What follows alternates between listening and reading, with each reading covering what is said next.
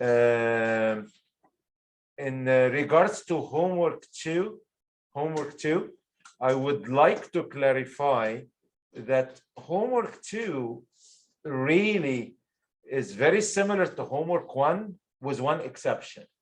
And this exception is in homework 1, the shaft you analyzed was prismatic, had the same diameter throughout. So in other words, there were no stress concentrations. In homework 2, you're still analyzing a shaft that is like a beam with an overhang. So you have this extension beyond the support. So your shear moment diagrams are going to look different, but you're still following the same steps. You're trying to find these critical sections. And at these critical sections, you are finding the stresses.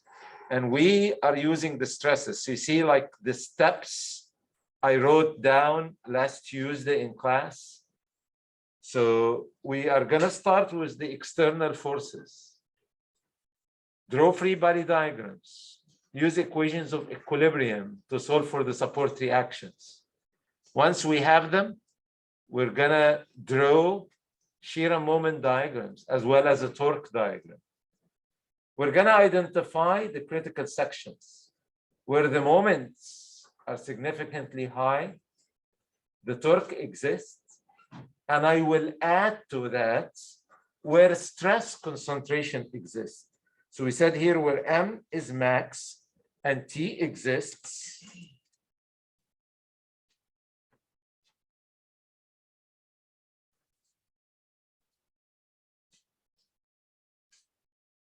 And KT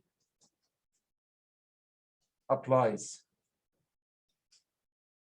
KT, of course, less KTS. So where there is stress concentrations.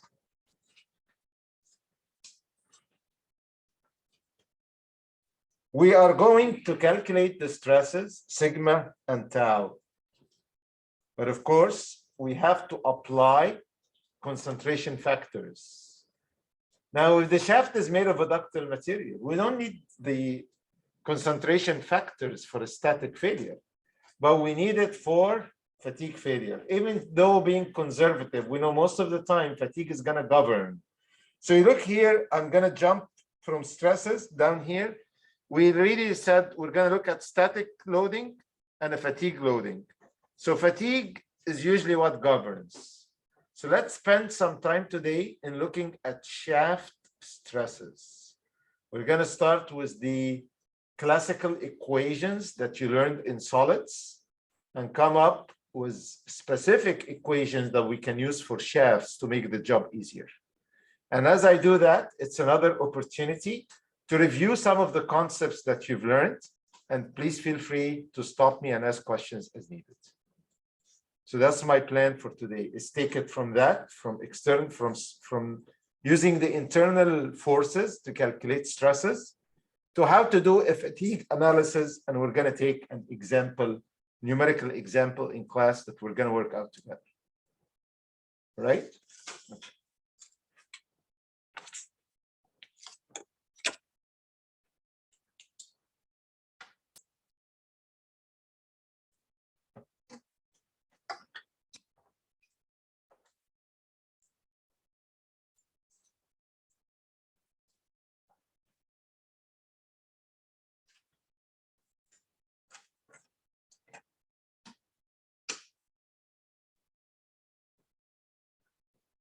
So these shaft stresses are coming from a bending moment and a torque. These are the internal forces. So we're going to go from internal forces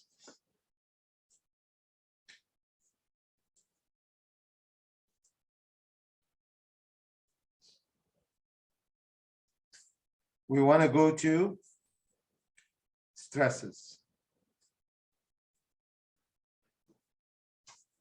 And I'm going to start here by writing down the equations that you've already learned in solids.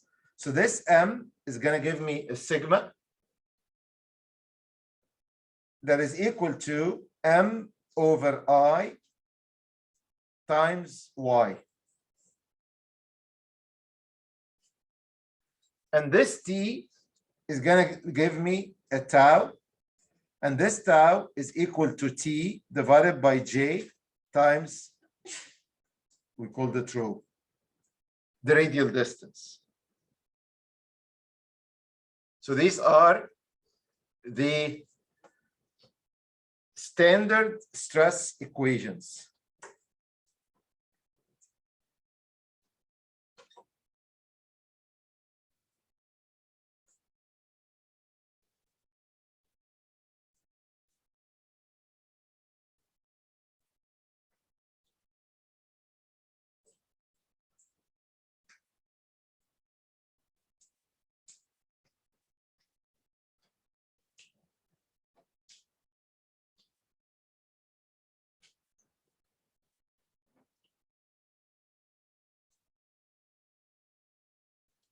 Now we're gonna customize these equations specifically for the shafts. So we're gonna customize stress equations for circular shafts.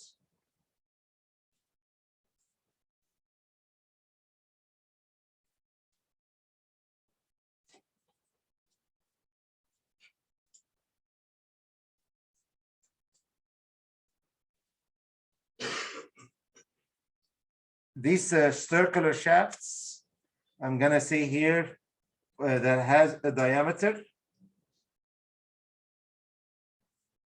that is equal to d. So we're gonna use d for the diameter. So if I know the diameter is d, and I wanna find the maximum axial stress, this sigma max is gonna be equal to m over I times d.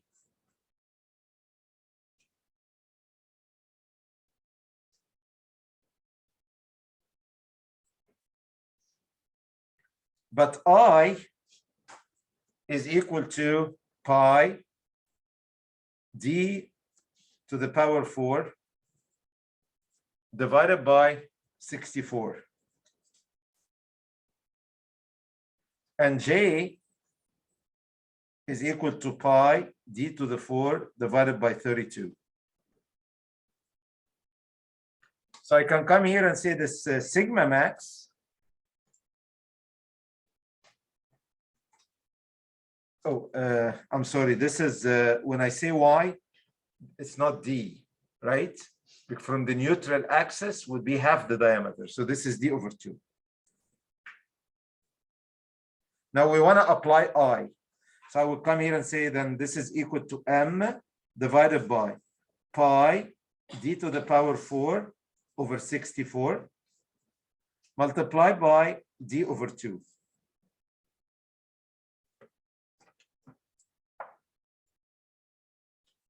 Simplify the 64 and the 2, I end up with 32 here. Now I'm going to rewrite that. So I can write it as 32 m divided by, 32 m divided by pi d cubed.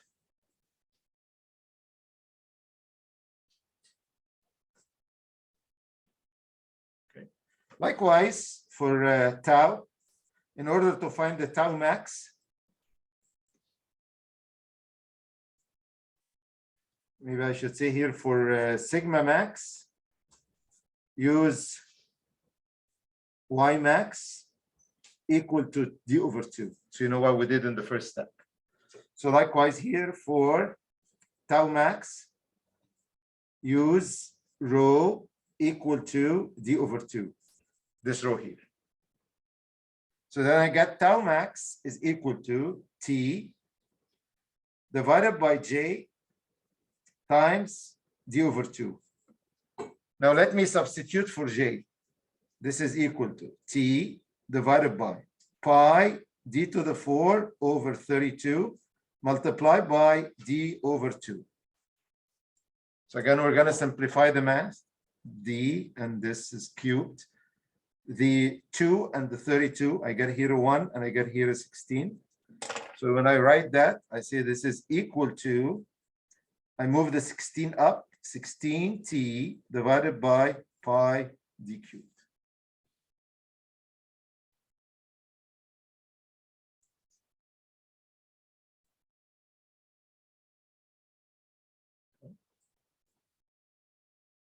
So at the critical section, I can find sigma max and tau max if I know the moment, the diameter, and the torque, which are internal forces.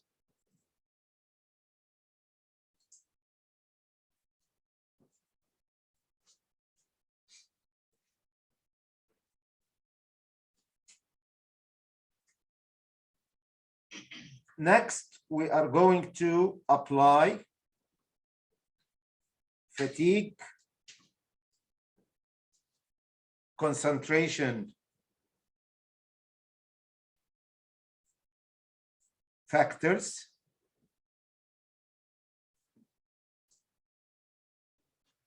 KF and KFS. Zoom in. Okay. Sorry. Is that too much? All right.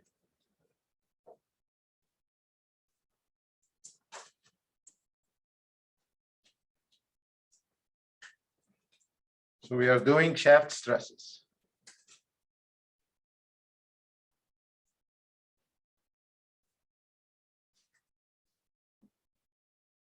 Are we all on the same page so far?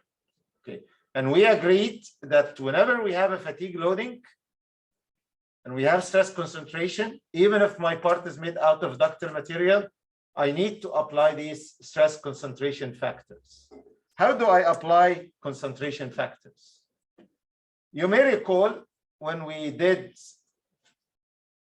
just static loading, we said that this sigma max is equal to KT times sigma nominal.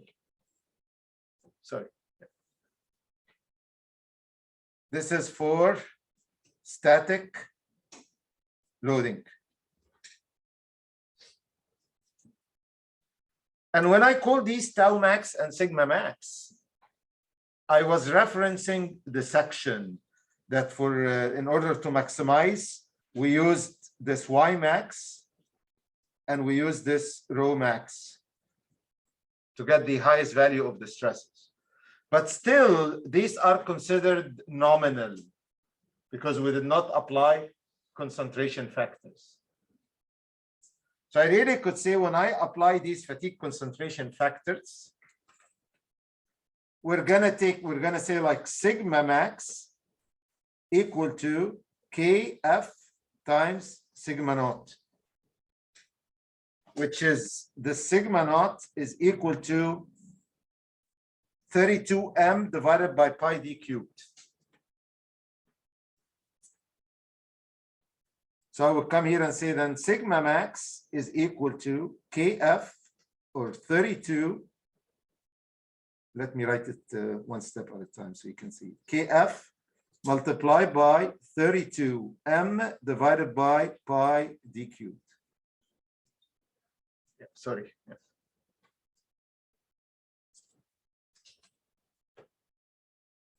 Likewise, tau max is equal to KFS times tau naught.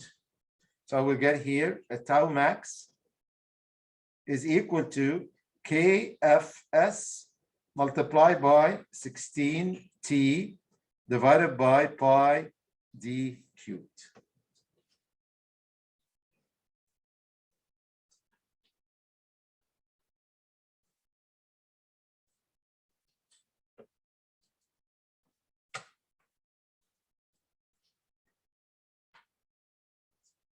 So what's the difference between KF and KFS?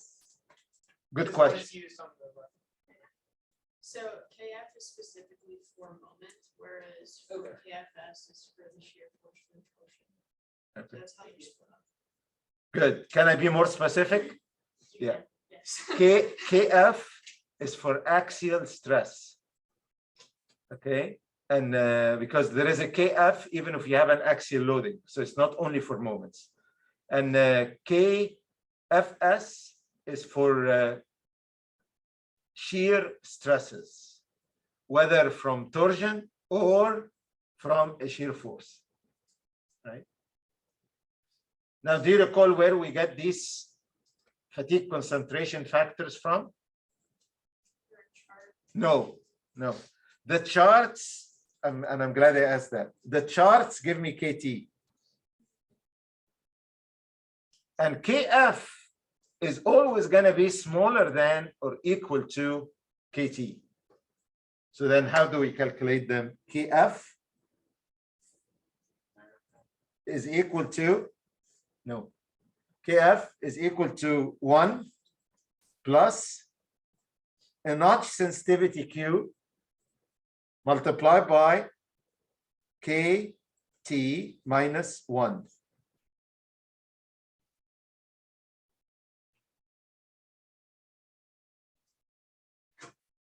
And Q is always less than 1. So you see where KF is always going to be smaller than KT. Okay, so KF, fatigue concentration factors, will always be smaller than KT. So KF less than or equal to KT. Okay, likewise, for KFS, is calculated by 1 plus QS multiplied by KTS minus 1.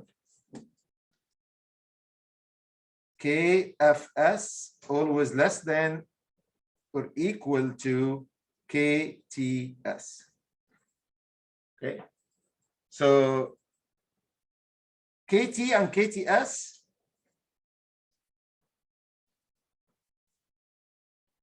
theoretical stress concentration factors from charts,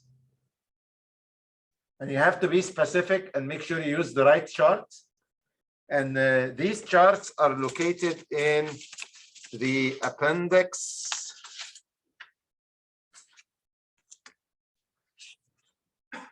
A15.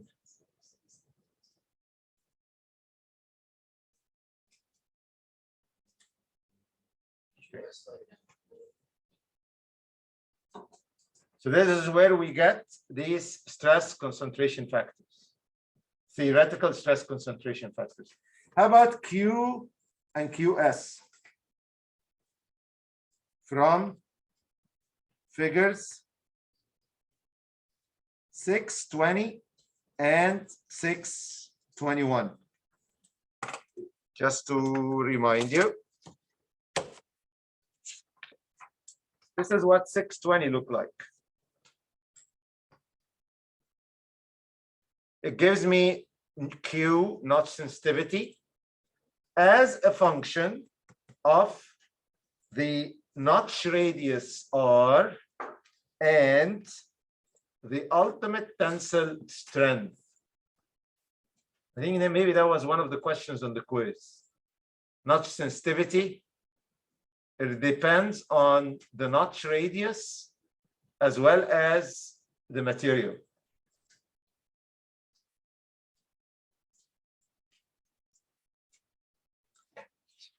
On the other hand, this is where we get KTs from.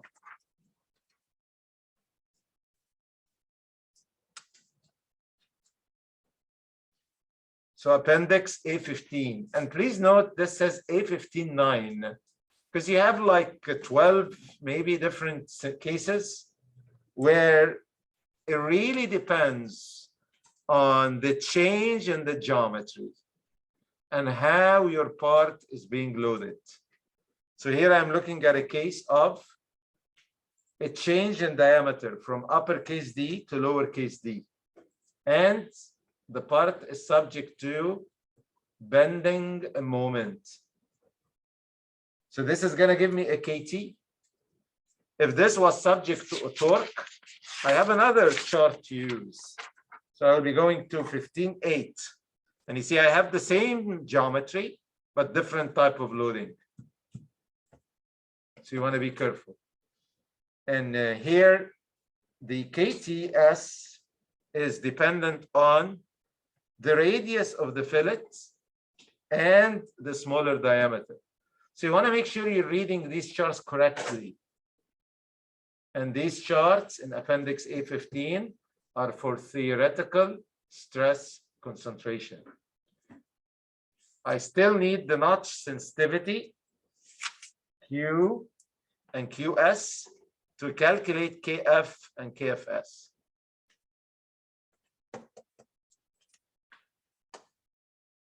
Is everyone clear on that?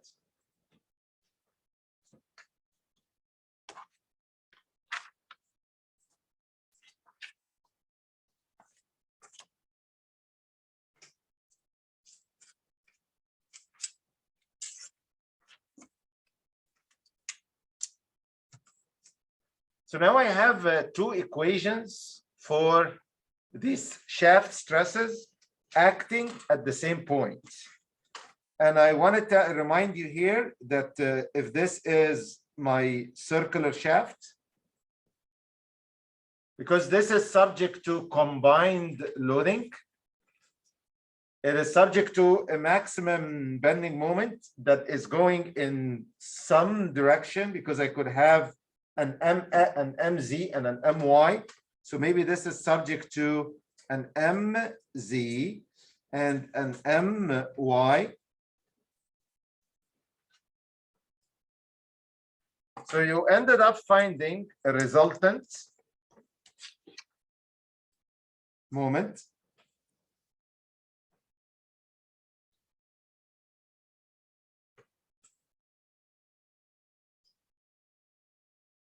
where this MR is equal to the square root of MZ squared plus MY squared.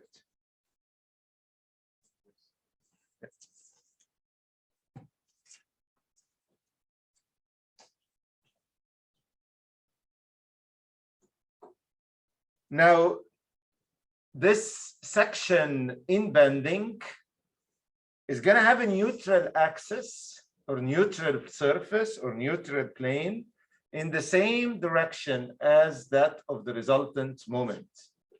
So I can say here, if I extend this line here, this would be my neutral axis. Okay.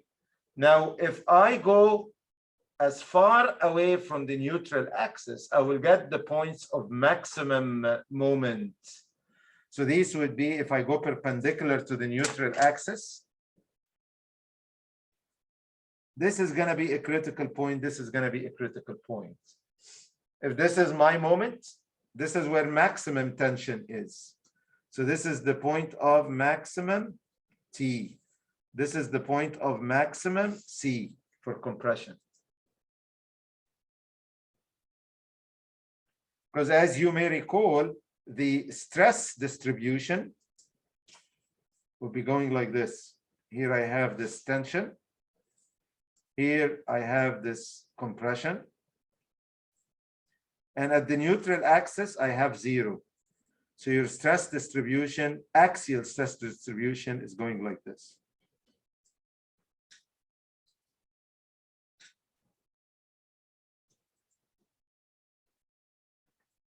So let's say if I pick this point and draw a stress element.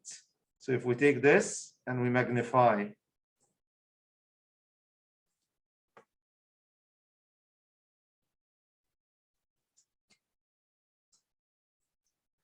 so this is a stress block or stress element for this point of maximum tension. I would see sigma max here. Oh, sorry. I want to see as much as you can, but it's not fitting. Sigma max. And remember, this is the one that we said is equal to Kf times 32 m divided by pi d cubed. And of course, the same would be on the other side. At the same time, due to the torque, I have this tau max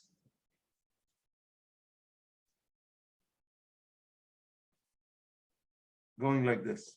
So I have tau max that is equal to Kfs times 16 t divided by pi d cubed.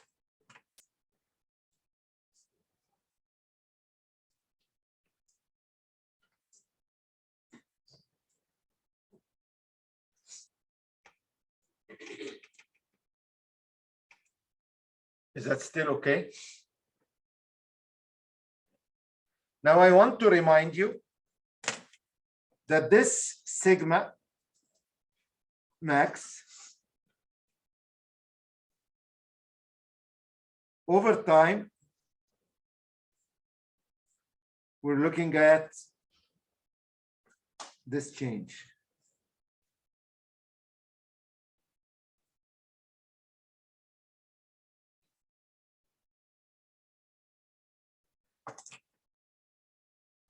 For tau over time,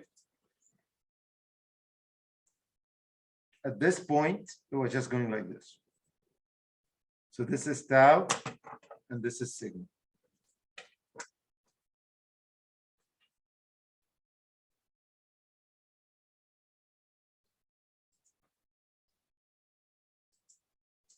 And I want to be precise here, and I say this is change over time for a shaft rotating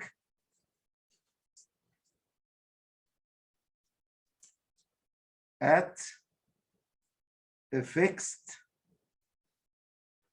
speed. In other words, there is no acceleration.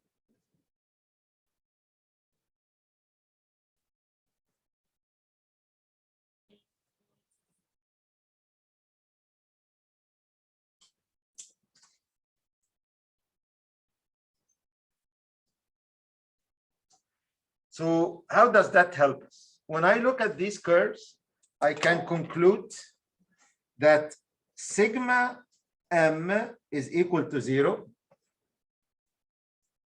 and sigma a is the one that is equal to kf times 32m divided by pi d cubed.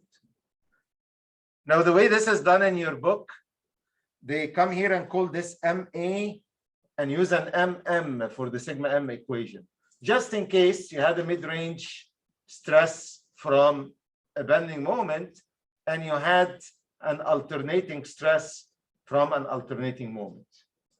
But we know here for this specific case, that's what we have. Looking at this diagram, we see that there is no alternating torque. So TA is a 0, and tau m, sorry, that's tau. And tau m is the one that is equal to KFS 16T divided by pi d cubed.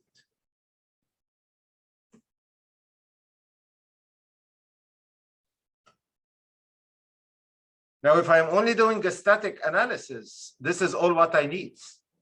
We are starting to identify alternating and mid-range because we know that this shaft, as it rotates, is subject to fatigue.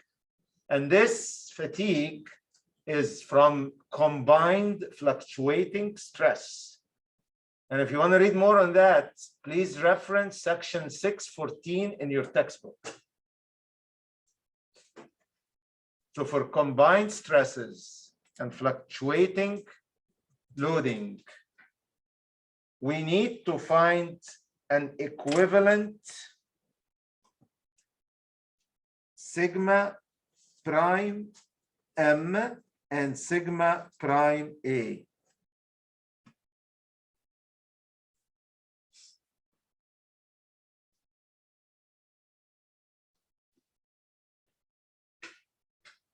So I have to say here,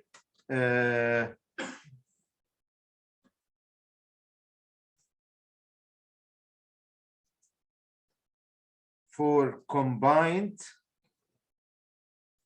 loading,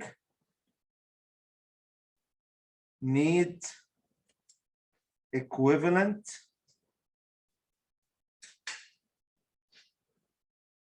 stresses, sigma A prime and sigma M prime.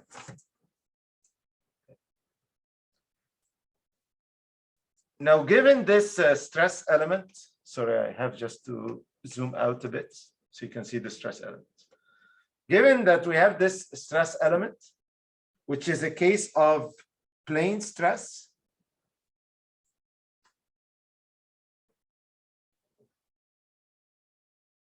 with even one of the axial stresses equal to 0,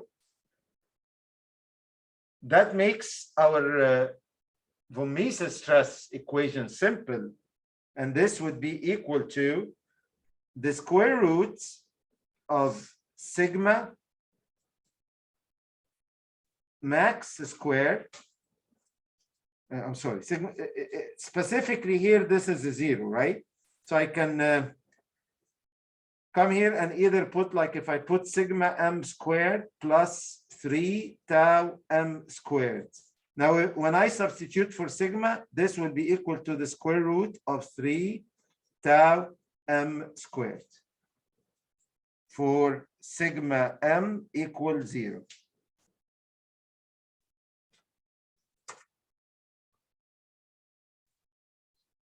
Sigma A prime is equal to the square root of sigma A squared plus 3 tau A squared.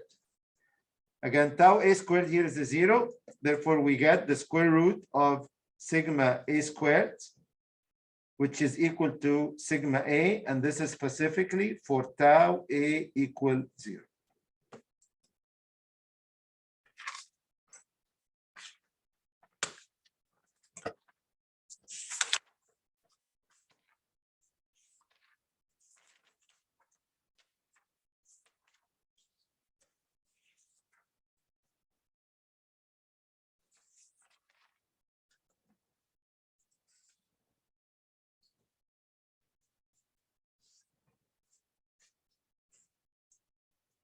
Good.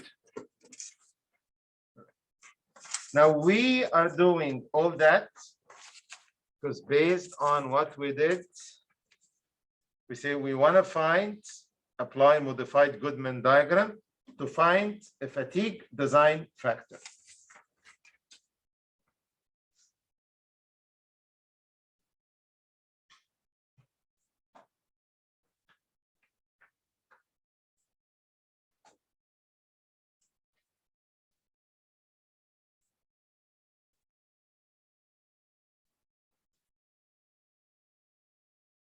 Just to remind you, this is what it looks like as a refresher here. The failure envelope based on the modified Goodman, if this is my sigma A and this is my sigma M,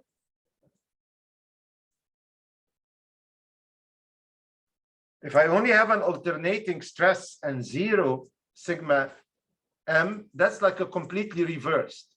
So failure would occur at SE. If I have no alternating and just a mid-range, this is like a static failure. So failure would occur at ultimate tensile strength. If I connect these 2 points together by a straight line, this is modified Goodman criteria for fatigue. So if my stress sigma M and sigma A prime are under this failure envelope curve, it is said that the part is going to have infinite life. Mathematically, I would write it as 1 over NF is equal to sigma A divided by SE and sigma M divided by SUT.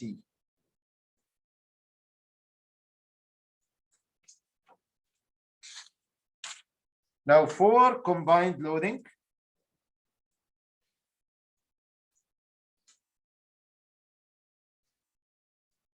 we're going to use sigma A prime and sigma M prime. Therefore, 1 over NF is equal to sigma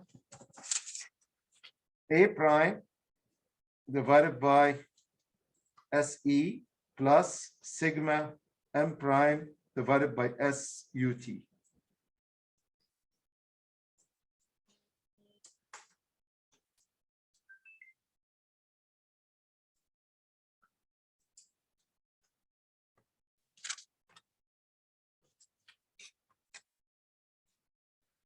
Now, if I apply these equations, I want to find here, if I go further, I can say that sigma M prime is equal to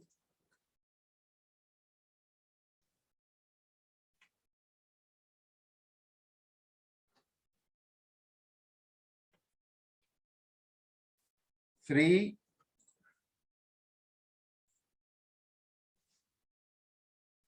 times the square roots of tau M.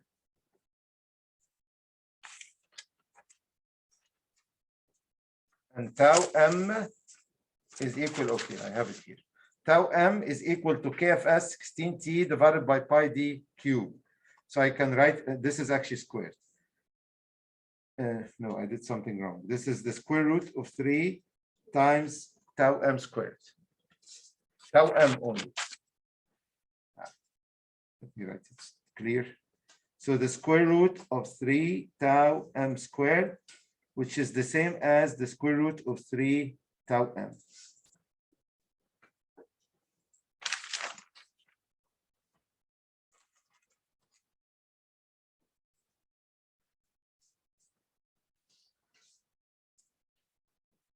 Which we can write as, I want to write it as under the square root, I would write it here as 3, and then I would write KFS, copying from here, times 16T over pi D cubed squared, and then you take the square root. Likewise, sigma prime A is equal to, this is equal to sigma A, and sigma A is equal to KF 32M divided by pi D cubed.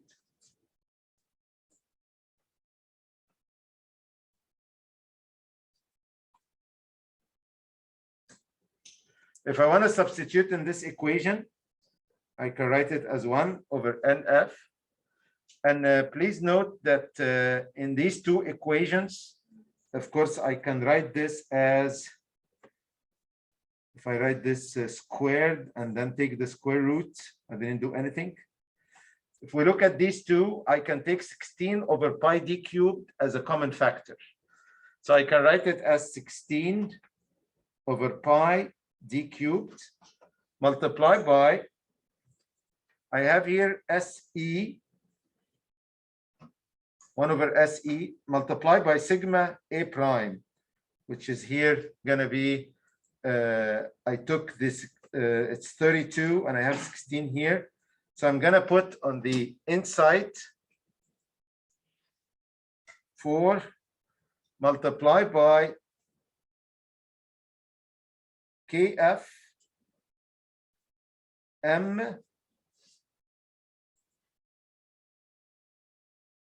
squared and then I take the square root of this,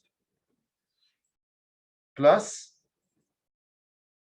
SUT, so I have here 1 over SUT multiplied by sigma M prime, which is 3 times KFS, and I already took the 16 divided by pi d cubed, so KFS T, this is squared, and then I take the square root, and then I close the bracket. So here I have one equation to give me the fatigue design factor. Now we really don't have to use it, because once you find sigma M prime and sigma A prime, you can substitute directly here in this equation. But this equation that I wrote here is equation 7.7 in your textbook.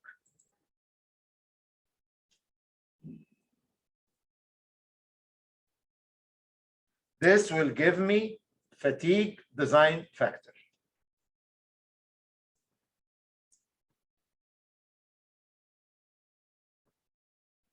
When using modified Goodman,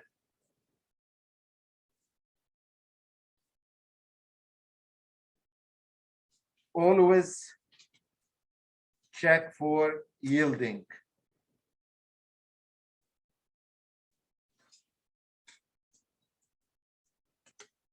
So how do we check for yielding? Using the distortion energy theory, Ny is equal to Sy divided by sigma prime max. So now the question is, what is sigma prime max?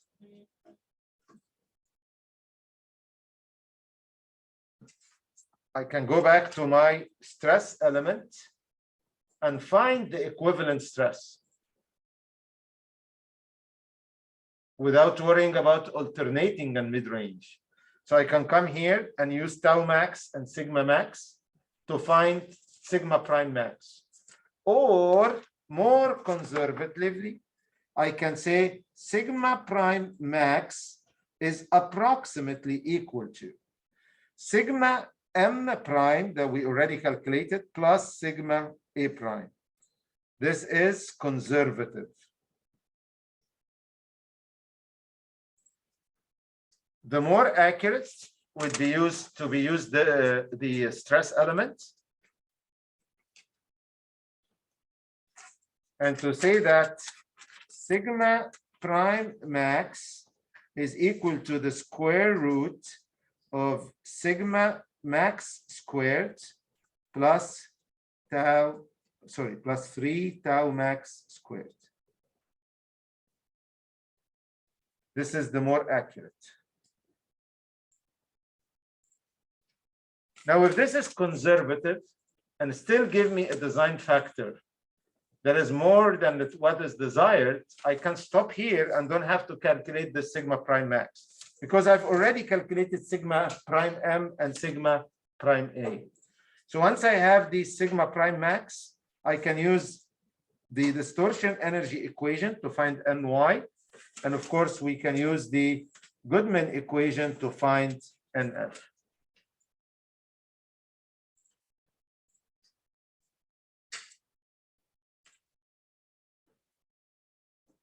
Any questions?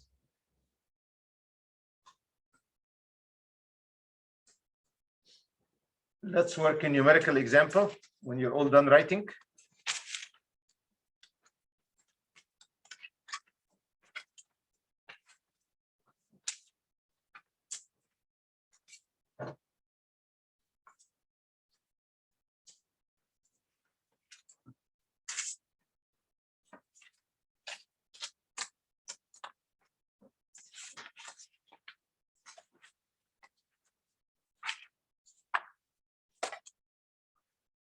By the way, you can use example 7.1 in your textbook. 7.1 in your textbook is a good reference. I'm going to do another example in class, so you have more than one.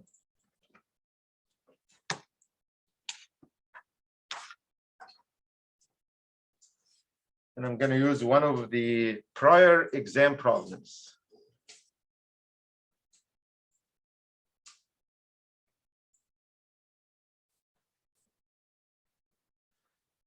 I know the writing may be small. So I haven't looked at 7.1 yet, but on the homework assignment page, so what is the deliverable for this assignment? For the assignment? Like what's the final answers? Okay, this is homework 2, right? So the shaft shown is proposed for an application, right? And it says here specifically, determine the minimum fatigue factor of safety using Goodman criteria. Sorry, I missed that. Okay, and what is the minimum? Why does it say the minimum? Is there more than one? Yeah. Yes. You can have Langer, You can have what? you can have Langer and others as well. That would be different, but No, but specifically for Goodman, it says the minimum. Are you going to calculate more than one value? probably, and then you take the Yeah. Where are the different values going to come from? From your or your sigma, or your sigma. Yeah, but if I have one sigma, I have one fatigue design factor. Is it from the two different forces?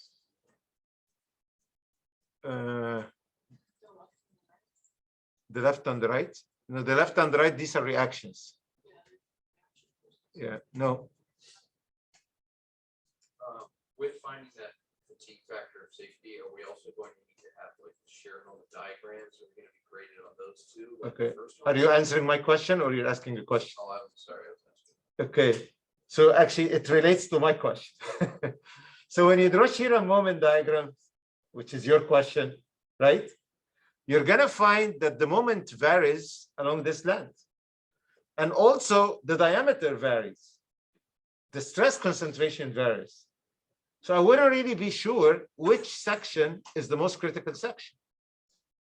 Unless it is so obvious. You get the maximum moment where you have the highest stress concentration and the smallest diameter. But usually we don't have the smallest diameter where the moment is maximum. So what the problem is calling for, that you want to check at multiple sections that may be critical. So even though the maximum moment may occur at C, but maybe a smaller moment at a smaller diameter here is going to cause failure. This problem is not too bad because the torque is only transmitted from A to B. And usually critical sections are going to be where we have both the moment and the torque. But what I'm trying to explain here is going to become obvious in the example we're going to do in the next few minutes. All right? So bear with me. After I'm done with the example, if you still have any questions on homework 2, I'll be happy to take it.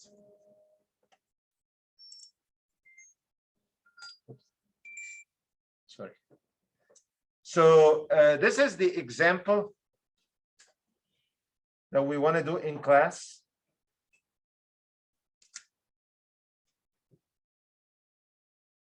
And I know the writing, the text is small, so I'm going to read it for you, but I want you to look at the diagrams. We have here a detailed drawing of a shaft. And when you're designing a shaft, you're really expecting to provide something like this to the shop, where it shows all the details of the shaft. So I have a detailed design of a shaft, and clearly there are accommodation for components that are going to go on the shaft. There are steps, there are keyholes, and this, if I read here the statement, it says that the shaft shown is driven by a gear at the right keyway,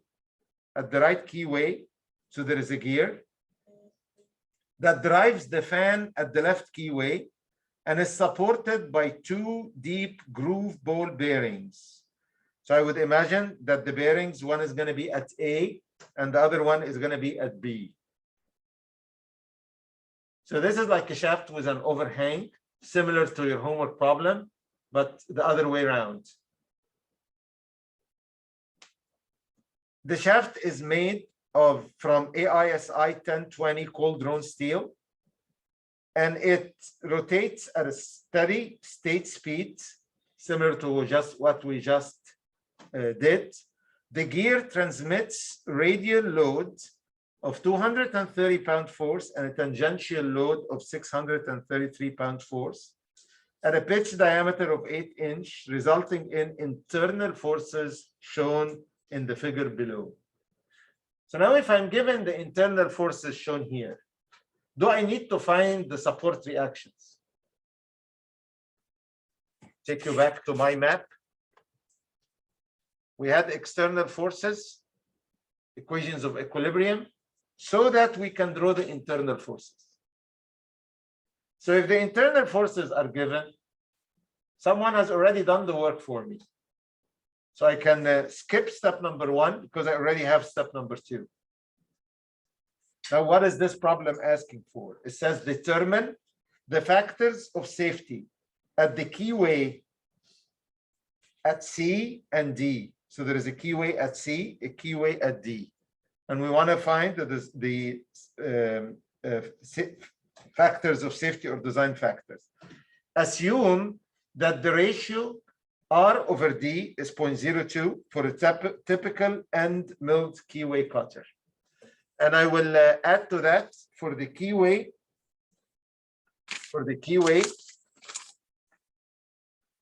KT is equal to 2.14 and KTS is equal to 3.0, because a keyway is not one of the geometric irregularities that you will find stress concentration for when you go to Appendix A15. These numbers are given in Table 7.1, which is used for design and only for the first iterations. But for now, let's use them. Okay, so these are the ones we want to use. So where do we start here?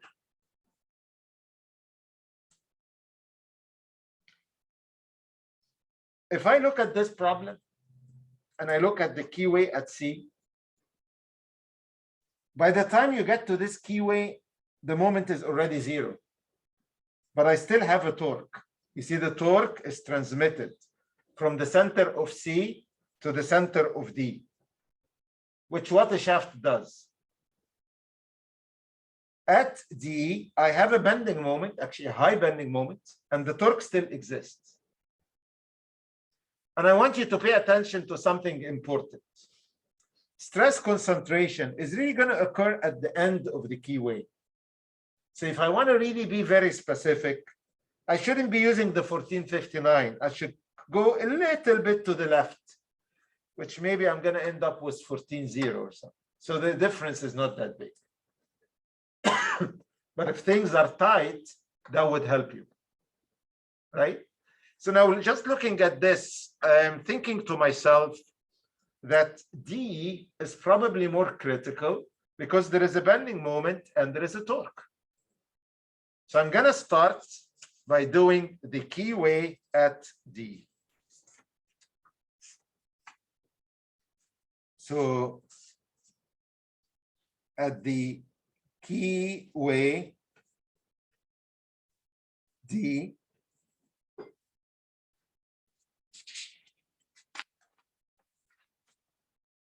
from the diagram, the moment I'm going to go with the 1459 and I'm going to go with that torque. So I'm going to write down the givens. I'm going to say here that M is equal to 1459. Really is a bit smaller than that, but I'm going to be conservative and say approximately 1455 pound force inch. And the torque is 2532. And this is equal to 2532 pound force inch.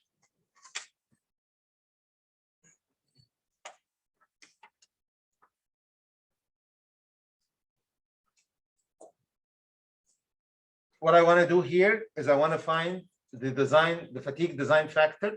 So I want to use 1 over NF is equal to sigma, I know combined loading divided by SE plus sigma M prime divided by SUT. So we really want to find sigma A prime, sigma M prime, SE, SUT. From table A20,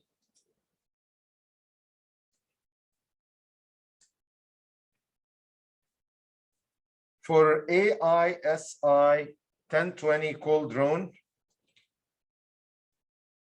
has a yield strength of 57 KSI and an ultimate tensile strength of 68 KSI.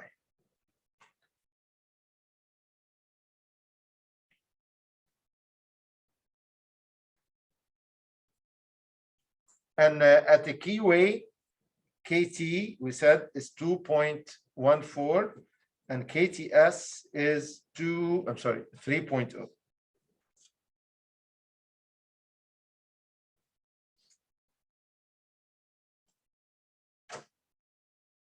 I know that for sigma,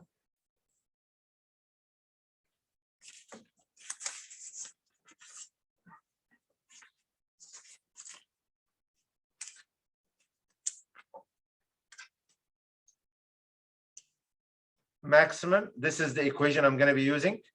And for tau max, this is the equation I will be using. I have M, I have T, and if I look at the diagram, we have the diameter. So at D, the diameter is 1.75. So I can come here and say at the keyway D, the diameter D is equal to 1.75 inches. Okay.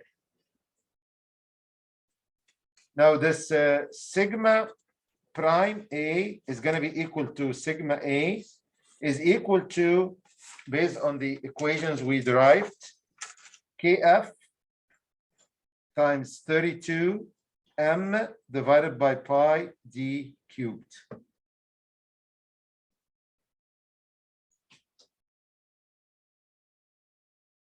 So I really want to find KF. And also for tau, I'm sorry, for sigma prime M, from what we just did today, it's equal to the square root of 3 tau M squared.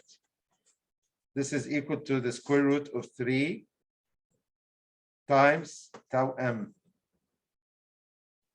So if I want to find tau M, this is equal to KFS 16T divided by pi D cubed.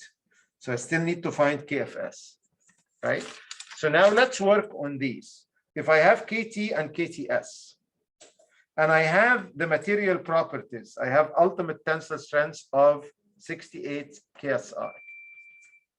I can find the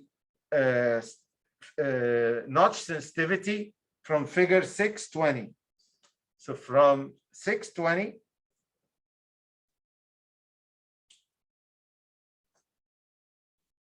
we can find Q. This is 621 for, and this is 620. So from 620, knowing R and SUT, I can find Q. So we need to find R. If D is equal to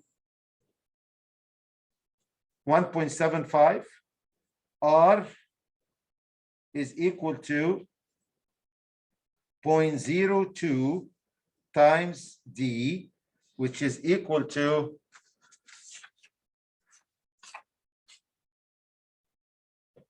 0.02 times 1.75 is equal to 0.035 inches. So I use the 0.035 together with the 68 in figure 620. I'll find that Q is 0.66. I can use the Q to find KF, where KF is equal to 1 plus Q times KT minus 1. So that's 1 plus 0.66 times 2.14 minus 1, which is equal to 1.8. And indeed, KF is less than KT.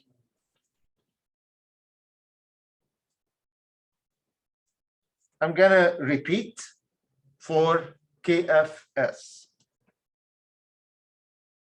So from figure 621, I'm gonna find a QS, and I find that QS is equal to 0.72. I trust you can all use these figures to find Qs, correct? So now KFS is equal to 1 plus QS times KTS minus 1, which is equal to 1 plus 0.72 multiplied by 3 minus 1, which is equal to 2.4. And yes, it is less than 3. So now I have KF and KFS, which are needed for my equations. So now I'm ready to find sigma A. I'm going to be substituting. So I go 1.8 multiplied by 32 multiplied by M, which is 1459, divided by pi, divided by the diameter square cubed. And when I do the numbers, I get 4,991 psi, which is approximately 5 psi.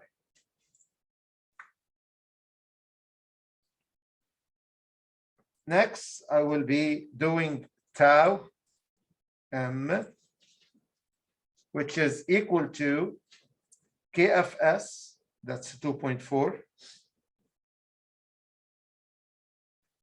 multiplied by 16, multiplied by the torque, which is 2532. Sorry. Divided by pi times 1.75 cubed. This is equal to 5,775 psi, which is approximately 5.8 psi.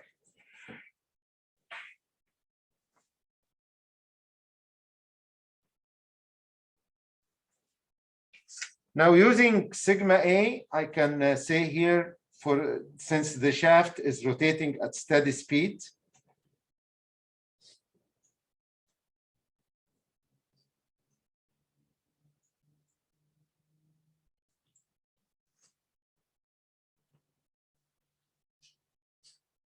sigma A prime is going to be the same as sigma A, is going to be about 5 psi.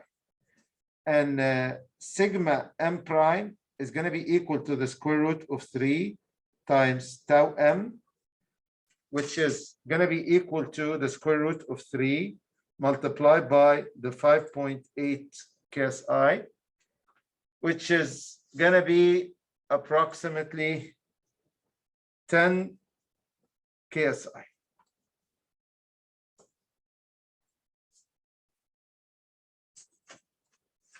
Okay. So looking, I have now sigma A prime and sigma M prime. If I look at my equations, my equation here, I have SUT 68 psi. The only thing that I'm missing is SE.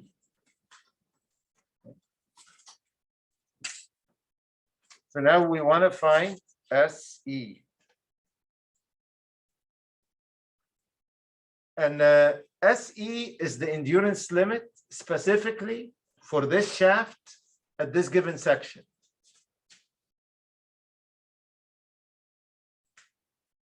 So we want to apply the Marin's correction factors on a perfect specimen endurance limit.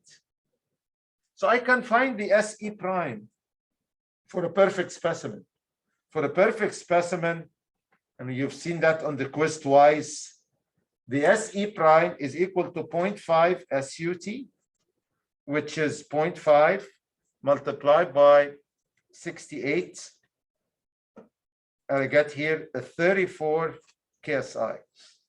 But remember, this is for a perfect specimen. My shaft is not perfect. So now I want to go to find SE. It's function of SE prime.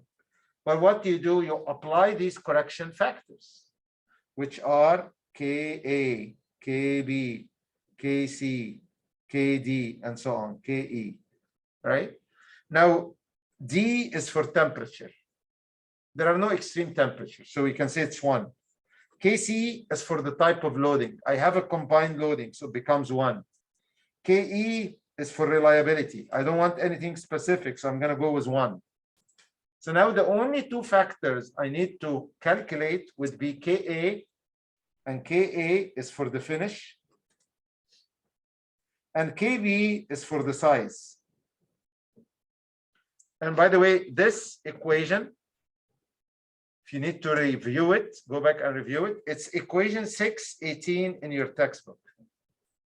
So when you go back to equation 618, you will find further explanation for these correction factors and the equations you need to use to calculate them. All right. So for the purpose of time here, I'm going to give you these values. So SE is equal to KA is 0.883. And you see these values are typically less than 1. And KB is 0.828. And then we have the ones. So what happens to SE prime? When I apply the corrections, it goes down to 24.9 KSI. Now I am ready to apply my Goodman equation, modified Goodman equation. So I can come here and say 1 over NF is equal to sigma A prime over SE plus sigma M prime over SUT. So this 1 over NF is equal to sigma A prime, roughly is a 5, divided by the SE we calculated, which is 24.9, plus sigma M prime, which is roughly a 10, divided by SUT, which is the 68. When I do the numbers here, I get like a 0.2 plus 0.147, which I get here 0.347. When I take the inverse, so that's not the design factor, that's the inverse of the design factor. So when I take find the inverse, I find that NF is equal to 2.88, which is greater than 1. I can say that infinite life is predicted from a fatigue standpoint. Oops, sorry.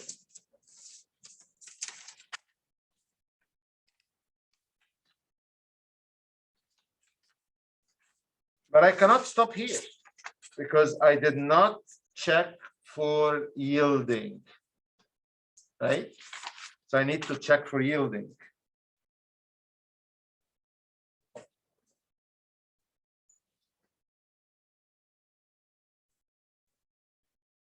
Why do we need to check for yielding?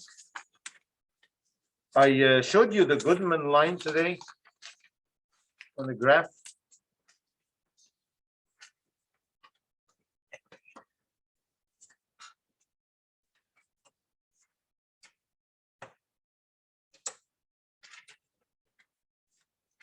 This blue color.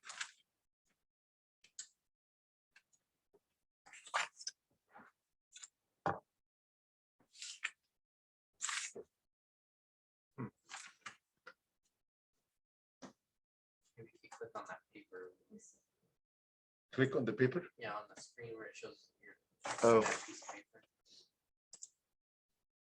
Ooh. That's cool. It only took what was perfect. Oh, it's taking a picture.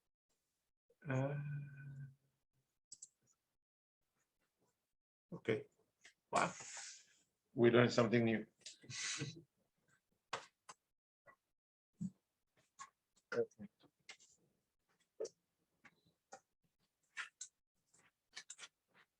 Yeah, so when I sketch here the Goodman line as a failure envelope, I said we have to check for yielding, because if I draw a yielding failure envelope, I will come here at SY and come here at SY and connect these two together.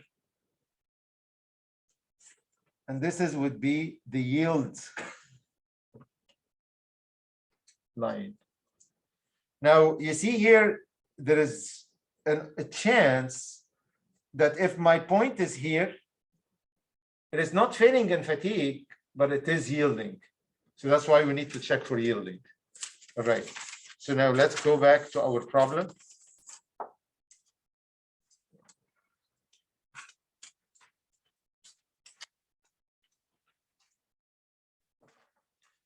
And let's check for yielding.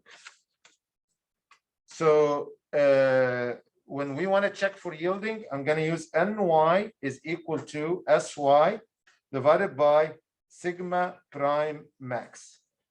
If I want to get the approximate quick, easy answer, I go like sigma prime max is approximately equal to. And I would take my sigma prime M and add it to sigma prime A. Right? Simply because this is, if I have a fluctuating load revolving here, right? If this is like sigma prime, if I know like sigma prime M and I know the alternating,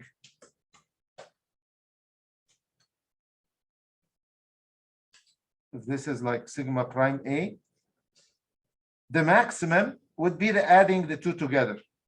That would be sigma prime max. Again, this is an approximation, it's not accurate. So that would be equal to a 10 plus 5 is equal to 15 KSI. This is conservative. So NY would be equal to SY, which is 57. 57 divided by 15, which I get 3.8. And you will notice here that this is still greater than what I got for fatigue. So really the fatigue is gonna govern. You see, that's the smallest one.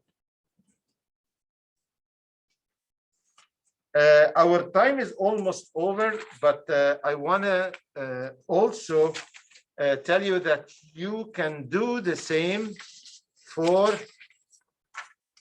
the keyway at C. But the keyway at C has a zero moment. So it's only subject to the torque. If it is only subject to the torque, really, there is no fluctuation, right? So I don't really, it's gonna be much simpler. And for the keyway at C, M is 0, I have the torque. I can find tau, and there is no fatigue. It is simply a static loading. And for a static loading, I can use MSS and say NY is equal to SY over 2 divided by tau. And I find that it is 2.21. So it is still safe, or I have a factor of safety that is greater than 1.5. Okay. I hope this helps you with homework number 2. Please try to make sure you make sense of everything you're doing.